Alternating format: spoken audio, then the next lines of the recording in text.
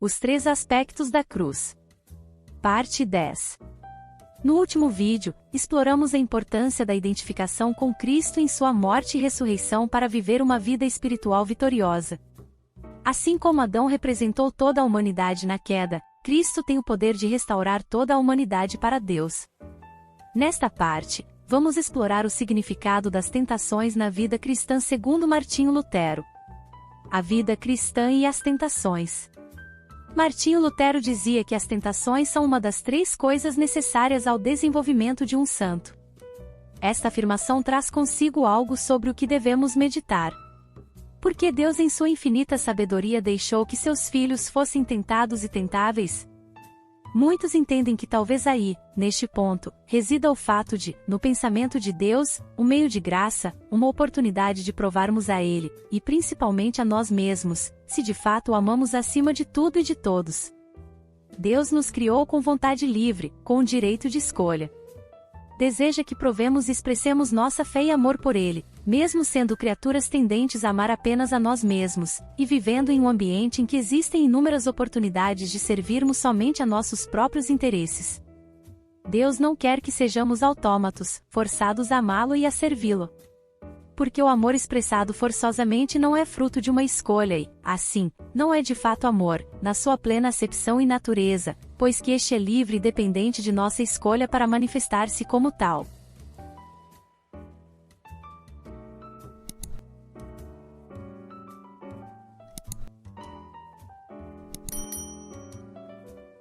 Logo, nosso Pai, mesmo depois de termos crido nele, está continuamente fazendo tudo para ganhar o nosso amor. Então, as tentações são apenas amplas e limitadas oportunidades que temos de provar nosso amor para com ele. Não é algo que esteja de espreita, a cada momento, para nos assaltar, mas algo a ser vencido e como parte inerente no processo de nosso autoconhecimento e necessário para a edificação de um amor que não é circunstancial, mas visceral. Na hora mais difícil, e a cada momento em que poderíamos escolher fazer justamente o oposto, Deus quer que alcancemos uma vitória positiva, preferindo escolher a Ele e a sua vontade. É fato que, conforme Tiago, Deus a ninguém tenta e nem Ele mesmo pode ser tentado pelo mal, devido à sua natureza intrínseca e absolutamente santa. Porém, ao citar as tentações e provações, Tiago as menciona paralelamente. De um lado, deixa claro que as tentações são fruto das concupiscências que nos habitam, mesmo após termos crido, de outro demonstra que a coroa da vida é para aqueles que suportam as provações e que são por meio delas aprovados. Saibamos de antemão que nosso esperto e ardiloso inimigo conhece os nossos pontos vulneráveis, logo não devemos ignorar seus ardis. Precisamos, portanto, estudar em detalhes a tentação de Adão e Eva sob 3 ângulos. 1. O método satânico de atacar Adão e Eva. 2. As respostas que os tentados deram às insinuações do diabo. 3. Como vencer na hora da tentação. 1. O método satânico de atacar Adão e Eva. No jardim do Éden, nada faltava a Adão e Eva, nem quanto a seus dotes, nem quanto ao ambiente.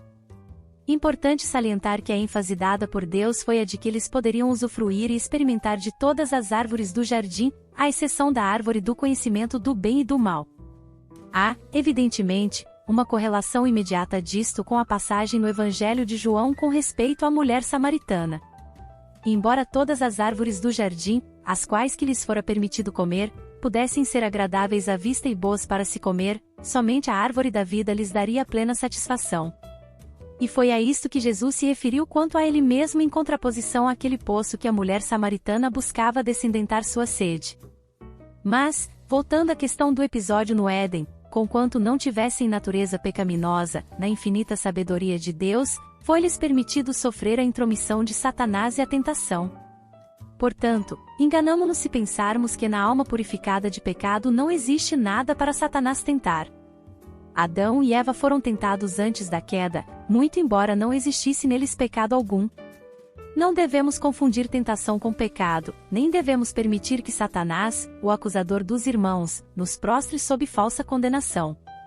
O ser tentado não é pecado, porque nos diz a palavra de Deus que Cristo foi tentado em todas as coisas, mas não pecou.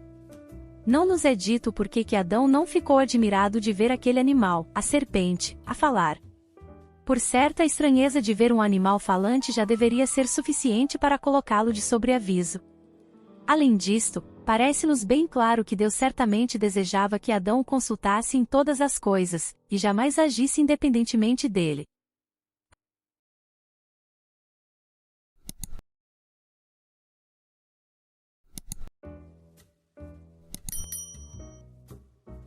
Adão não era onisciente, embora possuía um grau muito superior de inteligência de qualquer criatura depois da queda.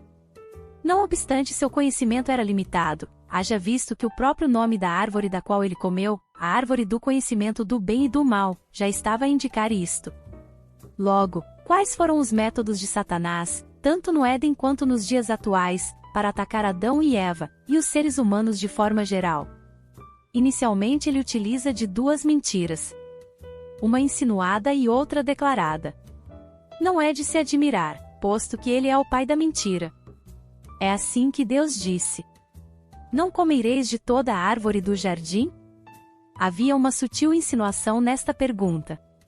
O inimigo de nossas almas, na verdade, dizia: Deus não os ama, Adão e Eva. Se ele realmente amasse vocês, não lhes faria restrições e nem lhes negaria o prazer de comer o fruto desta linda árvore.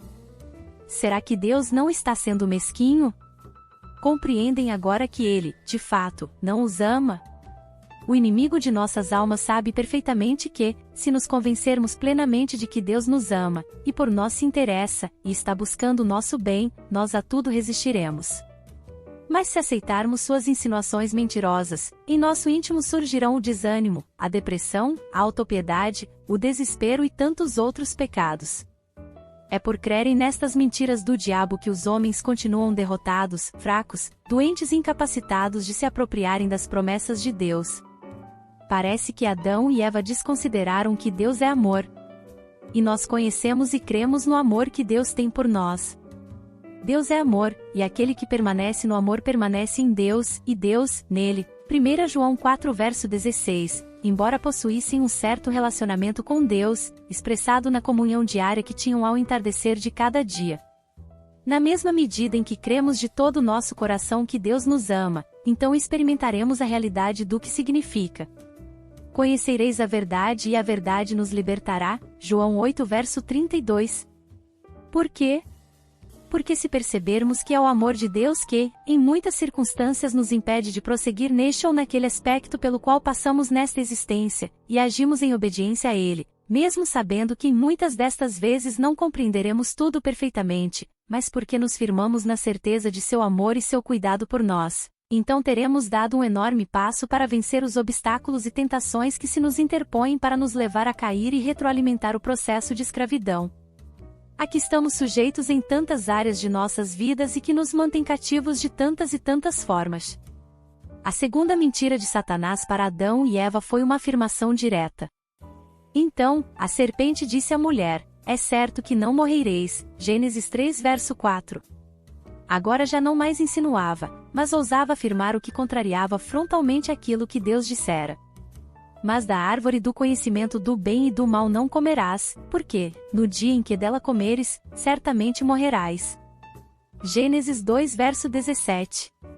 Não ousara iniciar a tentação com uma mentira direta, mas agora que conseguirá a atenção deles, e a questão tomara conta de sua mente, ousava contrariar frontalmente a afirmativa clara de Deus.